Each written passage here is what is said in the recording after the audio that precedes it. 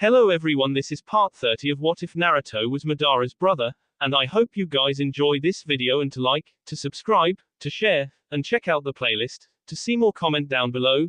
Now let's start the intro. They call me a god. They call me a god.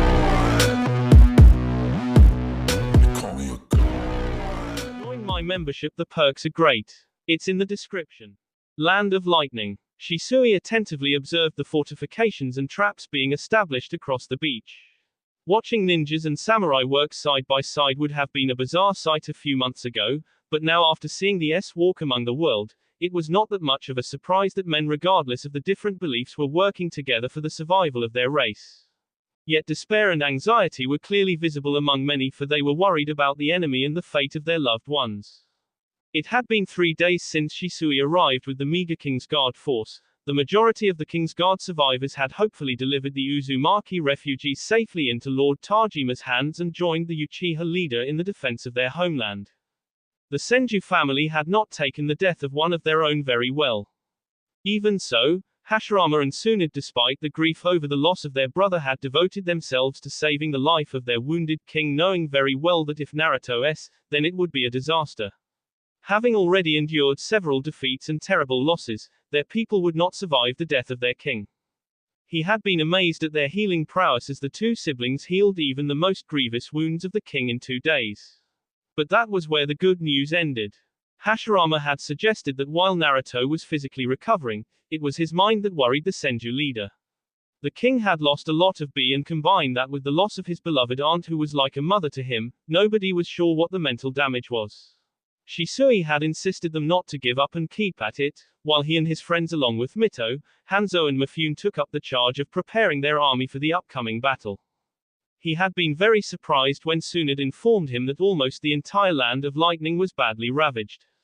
Villages were utterly annihilated, cities burned to the ground, and every last trace of civilization, whether ninja or others, wiped out ruthlessly. It explained why the Otsutsuki had so many warriors in their ranks. The bastards had silently attacked this nation and destroyed it completely first before marching on Azu after bolstering their ranks. Yet they had not managed to kill every last man, as Hashirama did find a few thousand survivors who had taken refuge in the deep caves within the mountains. Most of them were civilians, but there were a handful mountain clan survivors as well who were eager for vengeance. The fact that they readily accepted Naruto as their king proved how much they wanted to hurt the Otsutsuki for what they did to their people, not that they had much of a choice either. Almost 40,000 warriors were against them, with more than half being veteran samurai and remaining skilled shinobi. Those ninjas might not be on the level of the Kingsguard warriors, but they were more than enough to subdue the few mountain clan and civilian survivors should they choose to resist. They had joined without a single protest. Despite the drastic situation, a grim hope was burning in his heart, for if he combined every last person currently present in his army, then he had 50,000 humans ready to fight. Granted, only 43,000 of them were trained warriors, with the rest civilians, merchants and even farmers, but he would take whatever help he could find. This time they had warriors like Hashirama, Tsunade, Mito, Hanzo, Mifune, and most importantly the nine-tailed fox with them. They were also now familiar with the enemy's tactics, but that information had been gained at a very high price. The mountain clans had revealed that the Otsutsuki had attacked them from the sea and stormed the coastal areas with ease. Even though they had only Kaguyas and Hagoromo warriors making the bulk of their army at that time, along with Uzumaki who had on those foolish expeditions in the land of water centuries ago, none could match the Otsutsuki warriors in battle, much less their king and queen along with that cursed statue. Every person they only increased their army, and the mountain clans had warned them that this time also the Otsutsuki would try to storm the coastal areas. Shisui had taken their advice to heart and instructed the warriors to start making preparations. With Hashirama busy, he was the temporary army commander. "We cannot afford another defeat," Shisui said to Keshi hesitantly, as the boy sharpened his own sword. "I know," relented Shisui, knowing his friend spoke the truth. "No matter what happens, we will crush those bastards here once and for all before we go to save our nation," decided Kagami, not an iota of doubt visible in his eyes, something which Shisui desperately wished he could share. "You seem why?" teased Takeshi with a grin, earning a scoff from Kagami. Last time I checked, my single kick was enough to send that cursed statue flying. Even crack it, boasted Kagami proudly. Shisui smiled when he saw Takeshi sulk at that remark. There was no doubt about Kagami's taijutsu prowess, and he had played a large part in stopping that statue from destroying them all on a zoo. Out of their entire group, he was the one who never gave up no matter the odds, which was again proved when the boy clenched his fists grimly. My father told me the ninth gate can unleash a power never seen before. If push comes to shove, muttered Kagami. He was stopped when Shisui placed a firm hand on his shoulder, his dark eyes boring into his friend's very soul. I forbid you. Unleashing that power will kill you, and you haven't even mastered it yet, warned Shisui. We may not have a choice, protested Kagami, but Shisui didn't budge in his unnerving stare. Takeshi was about to intervene in order to break the tension when they were all disrupted as Itachi came galloping towards them on a samurai horse. The boy's face was as unreadable as ever to anyone else, but to his childhood friends the small spark in his eyes didn't go unnoticed. Come quickly. Without any protest, the three boys charged after their friend. Shisui and his group stormed through the large tent with haste and nearly toppled several people who were already present. Many grumbled at the sudden intrusion, but soon sealed their lips when they realized the identity of the Four Kings Guard. They saw Hashirama and Mito standing near the bed. Their hands were clasped together tightly as they stared in one particular direction. It took some more maneuvering for the boys to reach forward, brushing past Hanzo, Mifune and many other minor ninja lords. They froze at the sight they witnessed. In the large bed, a heavily wounded man with pale white hair was slowly trying to open his eyes. The queen had tears in her eyes as she gently rubbed the man's cheeks and helped him sit up when he tried to move. His breathing was shaky and he was as pale as a corpse, but his eyes did open. The first thing he saw was a halo of gold. He squinted his eyes, trying to clear out the cobwebs in his vision until a face started to form before him slowly. He leaned in closer to get a better look, and a small smile came upon his lips. I know you, he whispered. His trembling hand touched her cheek, making tears fall from her beautiful hazel eyes. Tsunade. Hashirama smiled when Tsunade gave out a joyous laugh before her husband deeply. How long had he waited to see that smile? It had disappeared ever since Naruto went to Izu and threatened to never come again when they discovered Itama's fate. Watching her regain some of that happiness lightened his own heavy heart, and he felt Mito squeeze his hand gently, making him smile at her. The couple shared a few private moments of intimacy, with Naruto trying to believe that this was real while Tsunade memorized each and every inch of his face. His eyes then settled upon four familiar faces who were all smiling at him with relief and happiness. He himself felt quite overjoyed that at least they had survived, for he could not dare to bear to lose any one of them. My friends. Takeshi winked at him for that K with the queen, Kagami gave him a wide smile, Itachi gave a nod, but his small smile said all that he felt, and Shisui.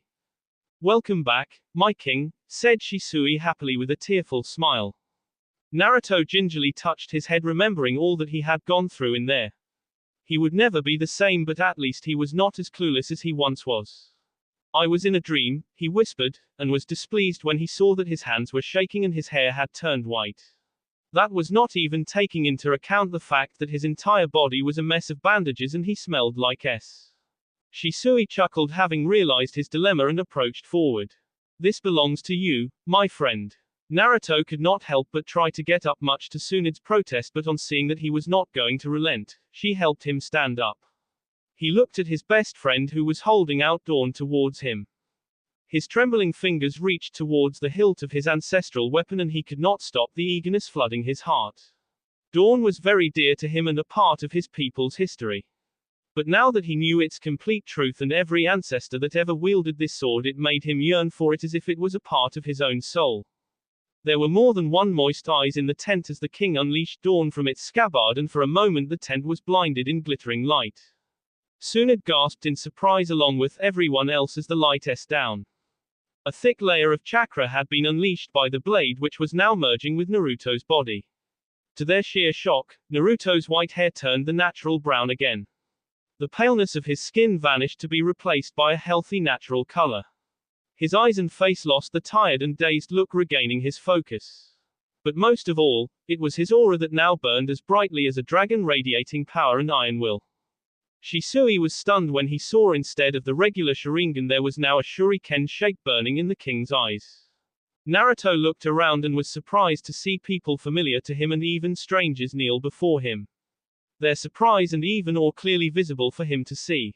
He himself shared those same feelings, but unlike them he knew what power it was that restored him back to strength. Dawn is not just a holy sword.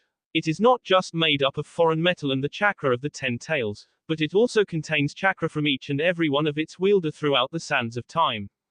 The bee of the dragon rests in this blade and it shall answer a true Uchiha's call when the time comes. Indra's words echoed through his mind, making him grip his prized sword even more fiercely.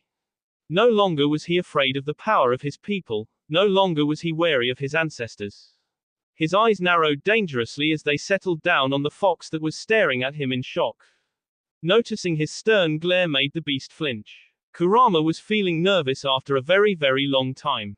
He had to be when faced with a pair of Mangekyo eyes staring at him unnervingly. If that was not the case, the aura of Naruto felt very different than what it used to be. There was his familiar warmth which had flared brightly amongst his loved ones, but when he ordered him to leave him alone with the fox, it vanished. Instead, it was now replaced by coldness and simmering anger waiting to erupt. Are you going to kill me now, Kyubi? The fox's eyes widened on being called that name for the first time by his friend. What terrified him was the knowing stare that Naruto was bestowing upon him. The king got up from his chair and walked around the tent with his every step, making Kurama feel even more nervous. The Uchiha stared back at him, and this time his eyes were full of hate and betrayal. That was your mission, wasn't it? Every Uchiha who awakened these eyes, revealed Naruto, gesturing at his evolved dojutsu. How do you, Indra? Said Kurama in despair, his doubts regarding his friend being Indra's reincarnation being proven true finally. Yes, my ancestor who had many shortcomings, but one who was also manipulated and betrayed by his family. A man who fought his brother for power but also for him when the situation demanded. Yes, that Indra, and every Uchiha that you killed over the thousands of years without hesitation for the sole reason of them awakening these eyes. It got so bad that you started eliminating every powerful Sharingan user with the potential to awaken these eyes. Isn't that right, Kyubi? Asked Naruto darkly. Indra is twisting you to his will, Naruto. Don't fall for his lies, said Kurama pleadingly, earning a raised eyebrow from the Dragon King. And aren't you twisted by Hagoromo's will? Even now you obey his command. You were not staying in that valley because you were just keeping watch over my people. You were waiting for the next Mangekyo user or even a powerful Sharingan user to be born so that you can again fulfill your mission. My people didn't just lose our dojutsu because of their own mistakes but also for the fact that you kill our strongest warriors every generation, snarled Naruto M. But I didn't, you or your brother, did I? Asked Kurama calmly, his shock now being replaced by the desire to adhere to his code given to him by the sage. There was a reason he had never befriended any Uchiha in history for fear of this exact moment happening. Yet he had made a choice and the cards were out now. Naruto laughed. Kurama saw a shadow of Indra laughing at him with that familiar malice, hate and loathing. No, you did something much worse. Kurama's eyes widened when Naruto's Mangekyo swirled and he felt himself and the boy be sucked into a dark portal. When his vision was restored again, the fox found himself standing in a vast valley surrounded by mountains on all sides. Light barely reached the land, giving the entire area an even more gloomy appearance. And there was Naruto standing in front of him. Kurama had never felt so much power in any other Uchiha after Indra than the one he was feeling in Naruto now. Deep in that twisted heart was so much pain, anger and sadness. Naruto, don't fall to the curse of these eyes, insisted Kurama, hoping for once these damned eyes did not steal his only friend in thousands of years. Maybe I am falling, but it does not change the fact that you lied to me my entire life. From the beginning you have been an enemy of the Uchiha. You killed so many of my people. Innocent and guilty both. And on the words of a crazy old man. Yelled Naruto M. Kurama was about to reply when the dark power within his friend surged like a raging volcano, making him take a step back. Will you kill my daughters too if they ever awaken these eyes? Did you ever wonder that not every Uchiha wanted them? That it is in our be to awaken them when consumed by grief. Not every Uchiha is a monster. Who gave you the right to kill my people? roared Naruto. Indra nearly destroyed the world when he awakened those eyes. He felt a darkness just like you are now, yelled Kurama furiously. Why couldn't the boy understand why it had been necessary to keep the peace? And you condemned entire generations of my people for the crimes of one man? Asked Naruto in disbelief. The Otsutsuki are about to destroy the world and you are stuck in the past, hissed Kurama disappointedly. Naruto stumbled as if someone had him. The past? It's not about that, Fox. It's about us, our friendship. I never lied to you, never kept secrets from you, stood by you no matter what. But I never knew you truly, did I? Kurama asked Naruto sadly. I was bound by my duty, Naruto. You have to understand that, pleaded Kurama. Every one of us has a choice, Fox. I made mine when I chose to kill those Esbag Uchiha that night. They were my clansmen, but I did what I thought was right despite my allegiances. I made peace with the K of my brothers for the sake of my people. I only lied to my wife for the safety of my daughters, and even then I eventually told her the truth. Were you ever going to tell me the truth about you? About what you've done? Demanded Naruto. He waited for the beast to say anything, but speech had somehow left its lips. Naruto could not believe what he was seeing. He had denied all these allegations that Indra laid on Kurama about Uchihas without provocation, even those who were innocent, actively playing a part in hunting down powerful Sharingan users over the course of history, playing a vital part in making the Sharingan extinct for many centuries. But now the silence of his friend was all the proof he needed. He had trusted the fox with everything, even more than he ever did with Madara, who was his brother. Yet the Biju had twisted history, made his ancestors appear as monsters when they were just men with ambitions, supported him when he saw that it would perhaps achieve peace between Uchiha and Senju, which was what the sage wanted. It had all been about the sage's wishes. His heart broke, and he could not help but imagine if this was what Indra must have felt when Ashura betrayed him. Were Indra's descendants forever destined to be betrayed? Would you have forgiven me had I told you the truth? You were the first friend I made in a lifetime. You were different from your people. I could not afford to lose you over my past, confessed Kurama, his eyes unable to meet those betrayed ones of his best friends. You should have given me a chance to make my own decision. Just as I gave one to Tsunade with my own truth, said Naruto sadly. Kurama tensed as he felt the monstrous power flare up. He dared to look at Naruto and saw the desire to fight burn in his eyes. The boy wanted to hurt him badly, just as Kurama had hurt his heart. The fox didn't know what to do but was saved from his dilemma when Naruto's dark power subsided. All that was left was the broken look in the boy's eyes. You were my brother, Kurama. The Biju was about to rush towards his friend only to see him turn his back on him. The dark portal opened again, proving the fact that Naruto had mastered his new eyes. When the boy looked back, there were tears falling from his dark red eyes. I loved you. The portal consumed the king, making him disappear, and Kurama's world came crashing down. Naruto stood alone on top of the mountain, observing the vast army camp beneath him. He now had a lot more men to fight his enemies with, but most of them were scared sheep who would run at the first sight of the enemy. Most of his elite warriors were butchered and now made a part of the enemy force. He could not help but wonder whether these people would be able to face their turned loved ones as their enemies. Would they flee? Would they crumble? Would they hope that this nightmare ended? Weak. He could not rely on numbers, not anymore. His trusted friend had betrayed him. The only ones he could truly trust to have his back were his 4 childhood friends.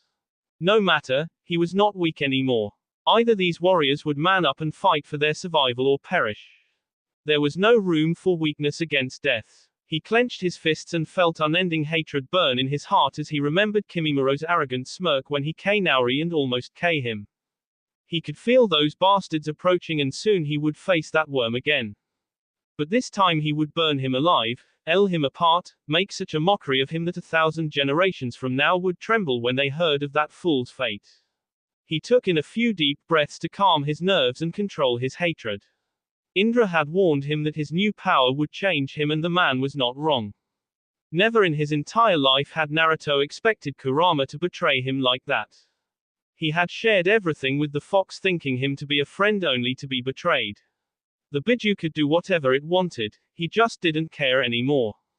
There was one more person he had to confront before going into battle. He would settle the matter once and for all so that his mind was not troubled by silly issues ever again.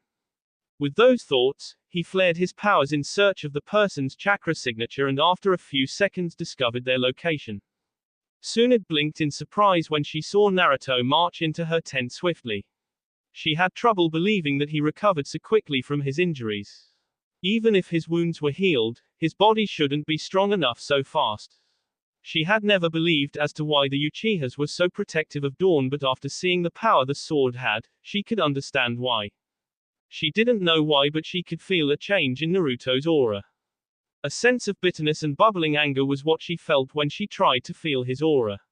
It was further proved when he took in a deep breath to calm himself before looking at her regretfully. I'm sorry about Atama. I just came to know about him now. I will avenge him and Naori, promised Naruto fiercely. She approached him and laid a hand on his shoulder, her eyes meeting his. There's something different about you. And it's not just your eyes, commented Tsunade. Naruto was about to tell her the truth but stopped himself. He needed to set things clear first before making another mistake. He had already made one by trusting Kurama blindly. He could not afford another with his wife no matter how dear she was to him. I've been through a lot, he reasoned. I'm sorry about your aunt. I wish I had known her better, consoled Tsunade honestly. The air of awkwardness around them was heavy and they both felt it. Deciding not to let it grow, Tsunade grasped his cheeks with her hands, making him look back at her. There is a distance between us, Naruto. Let us not widen it any further, she pleaded. He remained silent, staring deeply into her eyes. She knew what he wanted. Thankfully their separation had given her enough time to think things through. I'm sorry, she whispered. If possibly the intensity of his stare magnified tenfold, but the aura of anger and bitterness faded considerably from his heart. Something had changed in him, but she could still feel remnants of his old self still in there. It was buried beneath layers of grief and pain, but it was still there.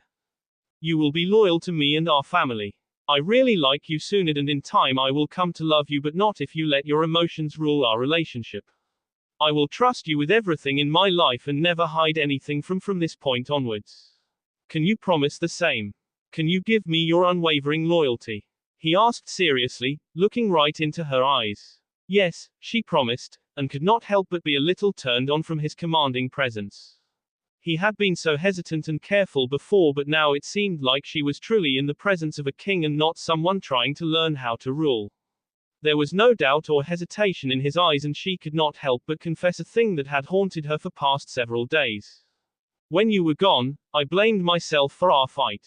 It was stupid of me to lash out at you like that, but I promise to be better. It may take time, but I will do my best for you. When I learned my brother a part of me with him. But seeing you half made me realize that I have started to truly care about you.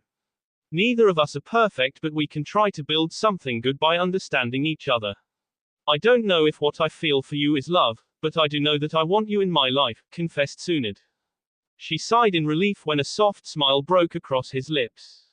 Missed me that much? He asked ILY, making her roll her eyes. Don't push your luck, she reprimanded playfully. He stole her breath away by their lips together, eliciting a surprised gasp and from her at the same time. When they finally parted, she looked at him with a raised eyebrow. Someone seems eager, she teased, as her hands touched at his private regions. He grinned. I can find someone else if you're not in the mood. He could not finish his sentence as she nearly growled and his shirt apart before pushing him roughly towards the bed. He rolled sideways when she jumped at him, making her crash on the bed face forwards, eliciting a yelp from her. He could not help but chuckle boisterously at her fate, receiving playful punches to the sea from her in return. He let her hit him for a few moments before grabbing her arms and pinning him above her head with his one hand. With his other hand, he held apart her dress, receiving a half-hearted protest from her. He started planting K across her body but stopped when he noticed that her eyes were starting to get moist. Atama? He asked gently, very well aware of the love a person had for their siblings. She touched his heart and looked at him with moist eyes. You're hurting, aren't you? She asked knowingly, making him hug her if only to hide his own miserable pain. There is no time to mourn the ones we lost. We have to fight, he whispered sadly. When he woke up from his coma, For a moment he had expected Naori to be there to greet him, only to remember she was gone. While approaching towards Tsunde's tent he had heard a few of her clansmen whispering about Atama's death, which had also shocked him. He had assumed the young Senju had been busy elsewhere, but to think he too was along with Shin Aburame, Iyato Uzumaki and so many others was too heavy a burden for him to bear. It had been his duty to repel the enemy from Azu, but he had failed, resulting into heavy losses on their side. Now, he could not trust his strongest ally, certainly not after the secrets Kurama kept from him intentionally. He still wasn't sure what the fox would do now or what he himself was going to do about the beast. How do you deal with someone who has hurt you? Someone dear to you? He asked her, and eased up so that he could look at her face properly. Where is this coming from? She asked tentatively. He sighed before telling her all that had happened to him after he was injured at Azu. How he met Indra, the history of their world and the role of the Otsutsuki, about his new eyes, and about Kurama's past. To her credit, Tsunade patiently listened without interrupting him even once. A feat which he never thought his impulsive wife was capable of. She also listened to him as he revealed his spat with Kurama just an hour ago. You feel betrayed. He could not help but nod at her simple but accurate assessment, because it was what he exactly felt towards the fox. I trusted him with everything, but now I cannot help but doubt whether all his actions were just to fulfill the sage's wishes of reconciling the Uchiha and Senju, or did he truly do it for me as my friend? Questioned Naruto doubtfully. What does your heart say? Asked Tsunade gently, as she laid a few gentle K on his cheek and relaxing his tense muscles. Honestly, right now I just want to harm the ones who hurt my people and my family. I just don't know what to do, Tsunade, he confessed tiredly. This power is making conflicting emotions rise within you. They are clashing with who you were before to who you are today. To be honest, I really don't know what is the right choice for you in this situation. But what I do know is the fact that people can change with time. Even I never imagined myself ever marrying an Uchiha, much less coming to care for one. Maybe it was the fox's mission to sabotage your clan and keep them in check, but he went against his code by not harming you or your brother. He never knew that you would someday become king and bring peace between our people, and yet he fought for you against the Senjus. He stood by you even when your own family was angry with you, was one of the first to claim you king. Yes, his actions might have been influenced by the mission the sage left him with, but I think despite his secrets and faults he did come to care about you.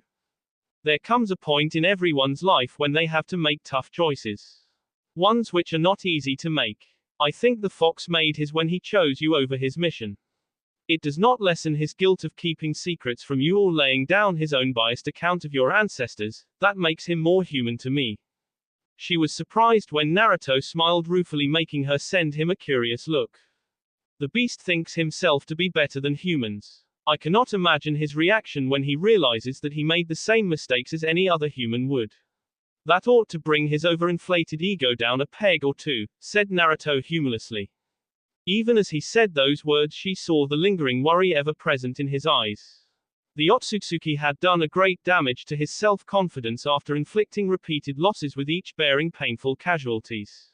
She knew he would still fight because he was not someone who gave up, but for once she knew she had to say this whether he wanted to hear it or not. Whatever happens, be it victory or death, I'll stand by you till the end, she promised. A ghost of a smile appeared on his lips, and she was glad to see the worry in his eyes be replaced by his usual confidence as he grinned back at her. There will only be victory or a greater victory, he promised. She did not say anything else and simply K him. 2 days later.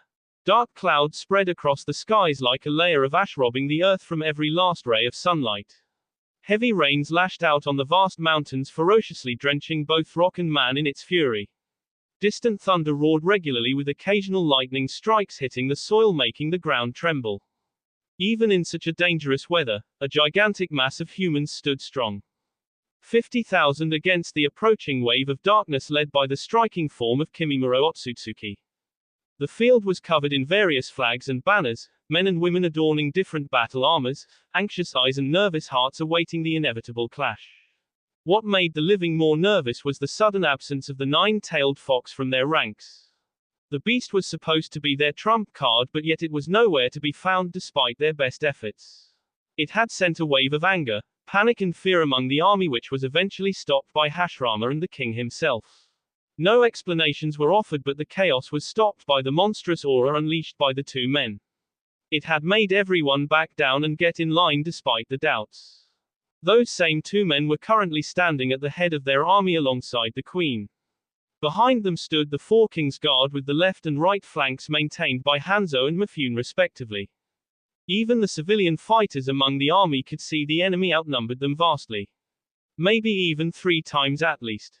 It was why a wave of relief and cheers spread across the human army when they heard a monstrous roar followed by the menacing form of the QB charge through the valley and wordlessly joined beside them.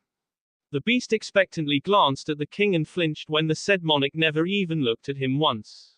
The king's heart was as cold as ice and filled with nothing but pure hatred as his dark red eyes glared at the approaching form of Kimimaro and his massive army. He turned back and looked at his warriors. His people were afraid and he couldn't blame them, for they would face their worst nightmares tonight. I don't know what will happen tonight. But I won't lie to you, it is going to be brutal, declared Naruto loudly. Thousands winced at his harsh words, and the sight of the gigantic enemy army only served to increase that fear, but they still looked at their king, whose eyes held sadness and determination as he glanced at Hashirama. We've lost good people, we may lose more, confirmed Naruto, earning solemn nods from Hashirama and Tsunade as well. Naruto looked at his friends, and this time his eyes were full of nothing but anger. The Otsutsuki attacked our world. They kill our people, our friends, our family. They think we'll crumble tonight before their might, but they are wrong. Yelled the king defiantly, and was satisfied when the most defiant among his soldiers clenched their teeth in silent fury as they now saw what the Otsutsuki had done to their loved ones and friends. They started this war, but we will not just finish it, we will make them regret it. Tonight we show them and everyone else in this universe what happens when you cross mankind. Declared Naruto fiercely. Thousands of humans stepped forward with grim determination and burning vengeance in their hearts. The sight of dawn being unleashed by the king made the entire human army unleash their own weapons, deafening the entire land in a frightening sound. No more running. No more hesitation. No more waiting. King Naruto Uchiha, the first Dragon King, ruler of the elemental nations, turned around and charged. His battle cry unleashing roars of 50,000 human warriors and one monstrous fox. Fire and B. That will be all for this video. Be sure to like, subscribe, share, and comment down below for more videos. Goodbye.